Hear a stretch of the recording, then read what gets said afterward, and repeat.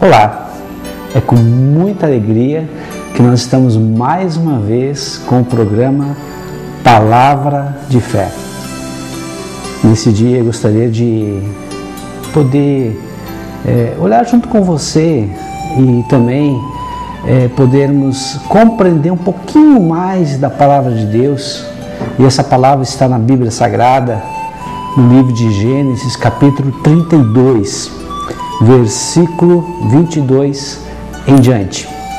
Assim diz a palavra de Deus: Naquela noite, Jacó levantou-se, tomou suas 2 mulheres, suas 2 servas e seus 11 filhos para atravessar o lugar de passagem do Jaboque. Depois de havê-los feito atravessar o ribeiro, fez passar também tudo o que possuía, e Jacó ficou sozinho. Então veio um homem que se pôs a lutar com ele até o amanhecer. Quando o homem viu que não poderia dominá-lo, tocou na articulação da coxa de Jacó, de modo que lhe deslocou a coxa enquanto lutava. Então o homem disse: Deixe-me ir, pois o dia já desponta. Mas Jacó lhe respondeu: Não te deixarei ir, a não ser que me abençoes. O homem lhe perguntou: Qual é o seu nome? Jacó, respondeu ele. Então disse o homem: Seu nome não será mais Jacó, mas sim Israel, porque você lutou com Deus e com os homens e venceu. Prosseguiu Jacó: Peço-te que digas o teu nome. Mas ele respondeu: Por que pergunta o meu nome? E o abençoou ali. Jacó chamou aquele lugar Peniel, pois disse: Vi a Deus face a face, e todavia minha vida foi poupada. Ao nascer do sol, atravessou Peniel, mancando por causa da coxa. Amados, essa é uma passagem muito interessante, uma passagem muito marcante também, porque a história de Jacó é uma das histórias mais lindas da palavra de Deus. Ela fala de uma mudança que houve na vida desse homem, que é um patriarca, e que houve uma mudança significativa não só no seu nome, mas na sua história. Jacó era filho de Isaac e neto de Abraão. Jacó conhecia muito bem a história do seu avô Abraão. Jacó respeitava a vida e a trajetória de Abraão. Jacó conhecia muito bem a história e a vida do seu pai Isaac. Mas até então Jacó ainda não estava satisfeito, porque ele conhecia a história do seu avô, a história do seu pai. Ele conhecia tudo que Deus tinha feito na vida deles, mas até então era apenas o Deus de Abraão e o Deus de Isaac. O Deus que ele conhecia não era ainda o seu Deus de fato. Jacó, ele queria muito ser abençoado por seu pai, mas ele não era o filho primogênito, o primeiro filho. E a história conta que ele enganou o seu irmão mais velho, Esaú, roubando-lhe o direito da primogenitude. Automaticamente, ele enganou também, não só o seu irmão, mas também enganou seu pai. Jacó teve que fugir e ficou 20 anos fora, longe da sua casa. E lá na casa do seu tio ele foi enganado também, casando-se com a filha mais velha, Lia, em vez de casar com a mais nova, Raquel, ao qual ele era apaixonado, perdidamente apaixonado.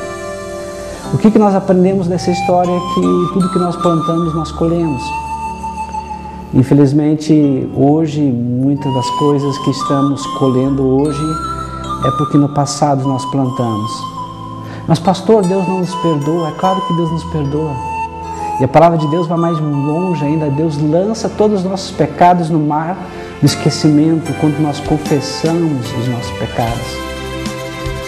A questão é que as consequências do pecado, elas permanecem. E Jacó, ele foi enganado, ele enganou e foi enganado. Jacó mentiu e mentiram para ele também. Ou seja, da mesma moeda que ele pagou para o seu irmão e para o seu pai, ele também foi pago através do seu tio, que o enganou também. Agora, Jacó, ele já tinha tido um encontro com Deus em Betel, quando estava fugindo do seu irmão. E lá no deserto ele viu uma escada que levava para o céu. E ele via anjos descendo e subindo, e viu o trono de Deus. E disse, aqui deve ser a casa de Deus, porque Betel significa casa de Deus. E ele fez um juramento dizendo, Senhor, se tu me levares até a casa do meu tio, são e salvo, porque no deserto havia muitas feras, cobras, muitas bestas, feras que poderiam até matá-lo. Haviam assaltantes e havia muitos perigos, muitos riscos, e ele chegou a salvo. Ele disse, se tu me abençoares, eu chegar a salvo, e depois ainda de um certo tempo eu retornar a salvo, tu serás o meu Deus. Interessante agora que ele estava voltando 20 anos depois para ter um encontro com a sua família, com seu irmão. Ele estava muito preocupado porque o seu irmão vinha ao encontro dele com 400 homens e certamente o seu irmão poderia matá-lo. Ele dividiu o seu grupo, sua família, todos os seus bens em 2 grupos, mandou presente para o seu irmão para tentar apaziguar o ânimo do seu irmão. Mas na verdade Jacó estava com muito medo do passado, medo de tudo que ele fez. Embora ele tenha prosperado, agora ele tinha que enfrentar o seu passado. Talvez você esteja que nem Jacó. Tem momentos na tua vida que se você pensa, se ficar o bicho pega, se correr o bicho come. Você se sente realmente entre a cruz e o punhal, não sabe mais o que fazer.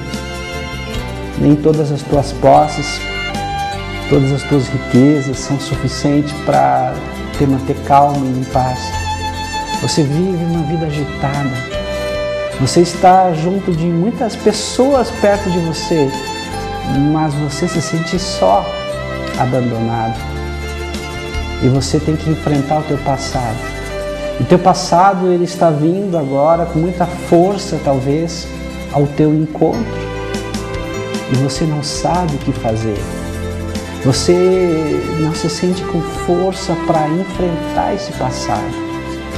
Enfrentar todas as coisas que você talvez tenha vivido muitos anos se escondendo, se ocultando e evitando. Agora, Jacó, ele fica sozinho. E ficando sozinho, ele que lutou por toda a vida, desde que ele nasceu. Porque nasceu já pegado nos pés, no calcanhar do seu irmão.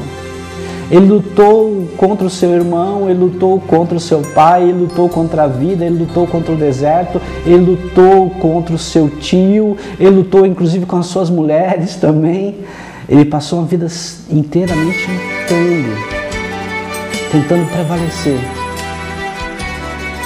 Ele era um lutador, mas o seu nome levava consigo ainda aquilo que ele tinha que enfrentar. Ele era Jacó, enganador, usurpador. Isso feria.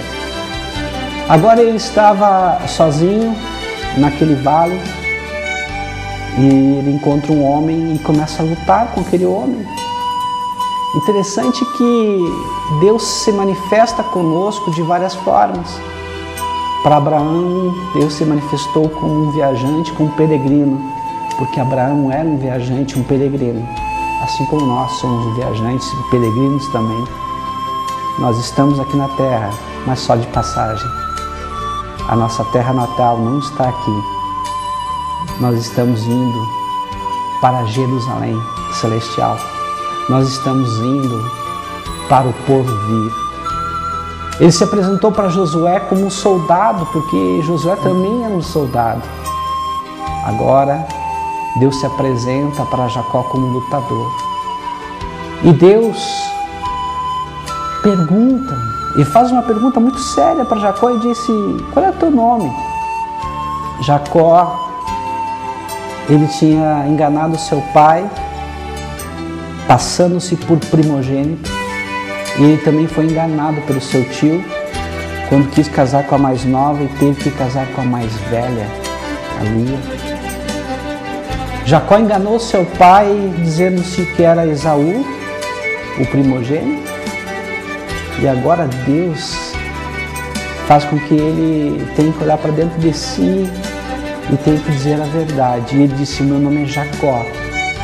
Nesse momento que ele assume que ele era Jacó, mas ao mesmo tempo ele estava lutando para mudar a sua história.